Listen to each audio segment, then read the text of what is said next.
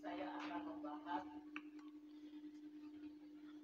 Bismillahirrahmanirrahim. Assalamualaikum warahmatullahi wabarakatuh. Alhamdulillahirabbil alamin. Wassalatu wassalamu ala israfil anbiya wal mursalin wa ala alihi washabihi ajmain, amman ba'du. Kepada saudara-saudara muslim semuanya, kembali lagi bersama saya dengan Andre di sini. Kali ini saya ingin mereaksi dari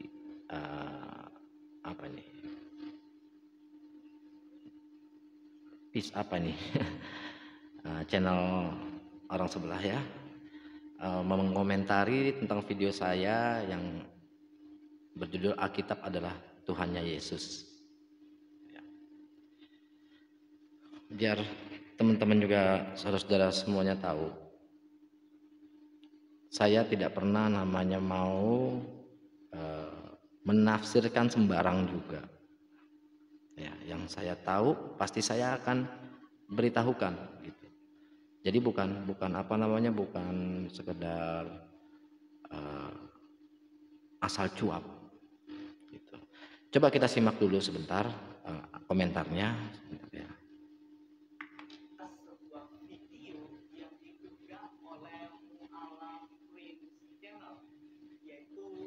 Dalamnya ada Muhammad Andreas yang katanya dari Katolik yang alam.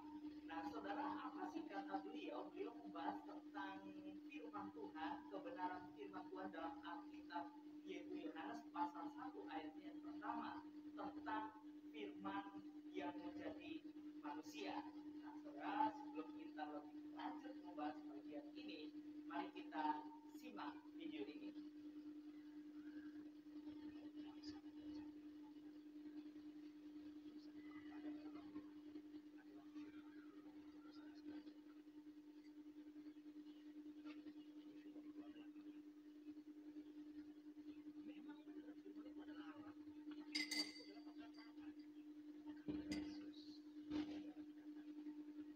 Nah, saudara yang terkasih dalam Tuhan, jelas ya yang dikatakan oleh Muhammad Andreas lagi, bahwa katanya firman itu adalah perkataan, bukan Yesus.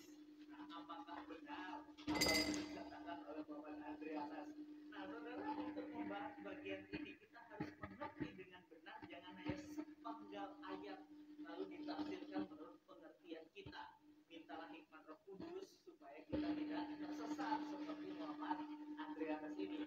Nah, untuk mengerti bagian ini, saudara yang terkasih dalam Tuhan kita Yesus Kristus, mari kita belajar apa maksud dan tujuan dari penulis untuk menuliskan Injil Yohanes ini. Kita tahu, saudara, bahwa Injil Yohanes ini beritanya adalah ingin memberitakan bahwa Yesus Kristus itu adalah Mesias yang dinanti-nantikan, bahwa Yesus Kristus itu adalah juru selamat dunia. Oleh sebab itu, ketika kita ingin mengerti bagian ini, kita harus mengerti dulu apa maksud dan tujuan penulis. Nah, setelah kita mengerti bagian ini, saudara, pada mulanya adalah firman. Pertanyaannya, siapakah firman itu? Apakah itu hanya perkataan saja, ataukah Yesus Kristus menurut Andreas? Oke, ini sebentar saya komentar dulu sedikit aja. Nanti kita terusin lagi. Sudah ada kalimat pada mulanya adalah firman. Ya. Karena semua yang terjadi, semua yang terbentuk, semua adalah melalui firman. Jadi memang pada awalnya adalah firman. Apalagi kita hidup pun berawal dari firman. Allah berfirman, ya, jadilah engkau terang, jadilah ini, jadilah itu. Kalau orang Islam bilang kun fayakun, yang terjadi maka terjadi. Kalau Allah sudah berfirman, sebenarnya konteksnya tuh itu ya. Oke, lanjut.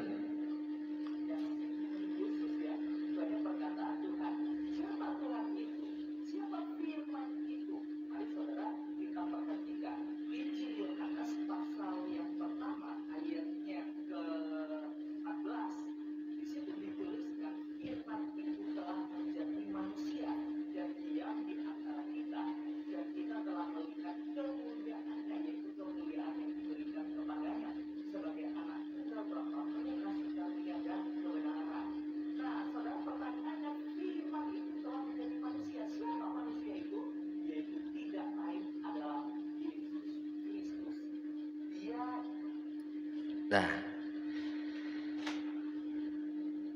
coba ya, kita ulang lagi kalimatnya dia ini biar saudara-saudara juga lebih memahami. Ya. Menurut Adriana sih bukan Yesus ya, banyak perkataan Tuhan. Siapa Tuhan itu? Siapa firman itu? Mari saudara kita perhatikan Injil Yohanes pasal yang pertama ayat yang ke-14. Di situ dituliskan firman itu telah menjadi manusia dan diam di antara kita, dan kita telah melihat kemuliaannya, yaitu kemuliaan yang diberikan kepadanya sebagai anak tunggal Bapa, penuh kasih karunia dan kebenaran. Nah, saudara, pertanyaannya, firman itu telah menjadi manusia. Siapa manusia itu? Yaitu tidak lain adalah Yesus Kristus. Nah, kita coba buka Yohanes 1 ayat 14. Oke. Dan diam di antara kita. Firman itu telah menjadi manusia. Ya. Sebenarnya kalimat ini sudah kalimat yang sebenarnya sudah cukup dipahamin karena artinya ya. Kalau memang mau dikait-kaitkan ya firman itu adalah Yesus gitu, ya kan? Di sini ada disebut kata manusia, kata Yesus tidak. Firman itu telah menjadi manusia. Seperti tadi saya bilang, kita ini hidup berdasarkan firman Allah. Tanpa perkataan Allah kita tidak akan hidup. Kita tidak akan hidup. Ya. Di sini memang merujuk ke Yesus bahwa Yesus berfirman akan adanya anak yang akan lahir untuk menyelamatkan Bani Israel. Pada saat itu itu merujuk ke Matius 15 ayat 24. Ya. Dan diam di antara kita, dan kita telah melihat kemuliaannya. Karena apa? Karena Yesus memberikan memberikan firman-firman Allah kepada murid-muridnya. Ya, menunjukkan bahwa dia adalah utusan. Gitu. Jadi tolonglah kita berdewasa sedikit, yaitu kemuliaan yang diberikan kepadanya sebagai anak tunggal, yaitu kemuliaan yang diberikan kepadanya sebagai anak tunggal Bapa, ya kan? Diberikan kemuliaan lebih mulia dari manusia biasa, tapi dia adalah utusan yang lebih mulia daripada manusia biasa. Bukan berarti Tuhan, dia tetap dikatakan nabi, utusan, penuh kasih karunia dan kebenaran, karena memang utusan. Jadi jangan dikaitkan, ini menguatkan Trinitas itu sendiri, ya. Kalau misalkan kayak tetap kalau seandainya ini pernah saya berdebat mengenai hal ini, tetap pokoknya Andre itu nggak ngerti. Bukan, saya jabarin sekali lagi. Firman itu telah menjadi manusia. Ya, firman itu telah menjadi manusia karena Allah memberikan firman kepada istilahnya dihembuskan firman itu ke Maria, ya kan, bahwa Maria akan melahirkan seorang anak dan diberi nama Yesus Kristus. Kristus itu artinya apa? Yang diurapi. Orang yang yang diurapi. Kristus itu yang diurapi. Ya. Mesias. Ya. Jadi bukan seorang yang istilahnya Tuhan menjelma jadi manusia, aduh gimana ya untuk menjelaskannya. Sebenarnya kata-kata ini sudah mewakili sebenarnya, cuman ya coba dikuatkan lagi dengan bahwa Yesus itu Tuhan gitu. Kita lanjut lagi.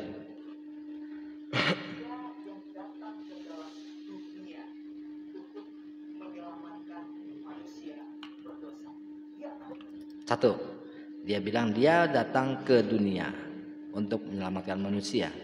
Dunia dalam arti keseluruhan kah? Beberapa ayat yang ada di Injil itu sendiri mengatakan bahwa Yesus merasa dirinya diutus. Ya. Saya buka, ini sebenarnya bukan ayat untuk menyerang ya. Itu Matius 7 ayat 21 hingga 23. Yang katanya menyerang. Ya. Yang katanya ayat ini itu menyerang. Pada hari terakhir banyak orang yang akan berseru kepadaku, Tuhan, Tuhan, bukankah kami membuat demi namamu dan mengusir setan demi namamu, ya kan? Bukankah kami bernubuat demi namamu, ya kan? Dia memberikan bahwa Yesus tuh begini-begini, memberikan cerita, terus mengusir setan demi namamu, demi nama Yesus kau pergi, kan begitu, ada tuh yang begitu, ya kan? Dan mengadakan banyak mukjizat demi namamu, ya, misalkan kayak ada di gereja-gereja, demi nama Yesus engkau sembuh, kan begitu, ya. Jadi bawa nama Yesus nih. Pada waktu itulah aku akan berterus terang kepada mereka dan berkata, aku tidak pernah mengenal kamu, nyahlah daripadaku kamu sekalian pembuat kejahatan. Matius 7 ayat 21 hingga 23. Katanya membantah lagi, ada itu yang itu ngomong membantah lagi bahwa ini sebenarnya baca di 1 Petrus berapa ayat segala macam ini itu. Ya. Jadi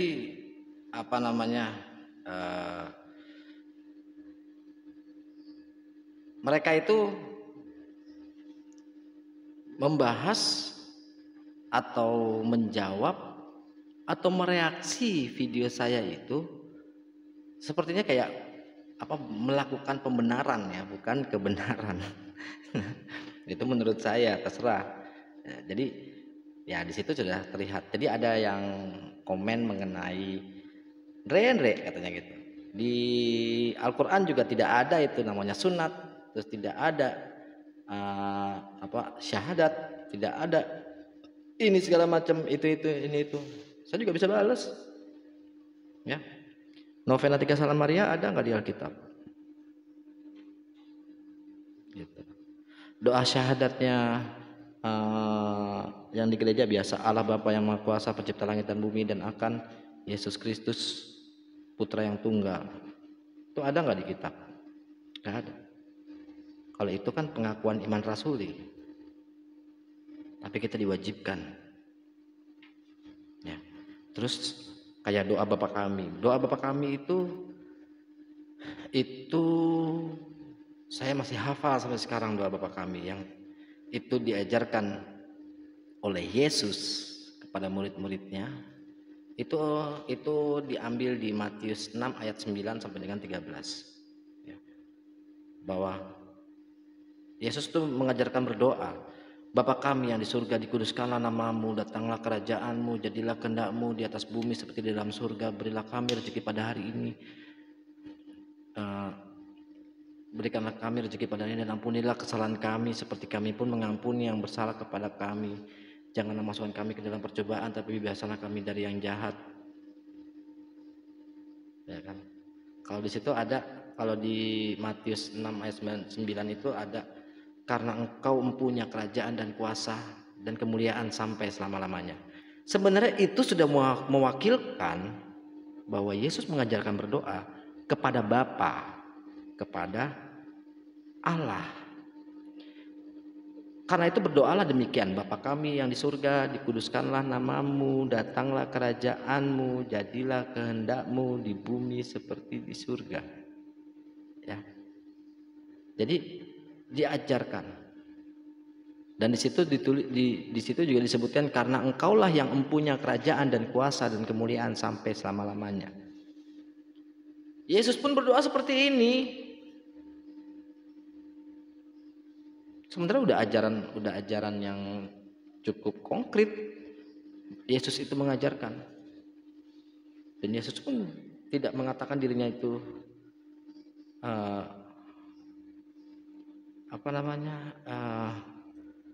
dia Tuhan, bukan. Jadi Yesus itu nunjukin apa aja yang menjadi pokok doanya itu, yang harus menjadi pokok doanya. Diajarkan berdoa, ya. Nah, dari semua ini kita harus berpikirlah bahwa sebenarnya itu Yesus sudah menyatakan dirinya itu bukan Tuhan, bukan saya, bukan. Saya nggak menjelekkan Yesus, ingat ya, saya tidak menjelekkan. Kita sekarang, saya Muslim, memuliakan Yesus. Oke, sampai sini saja. Nanti Waalaikumsalam. Maaf. Wassalamualaikum warahmatullahi wabarakatuh.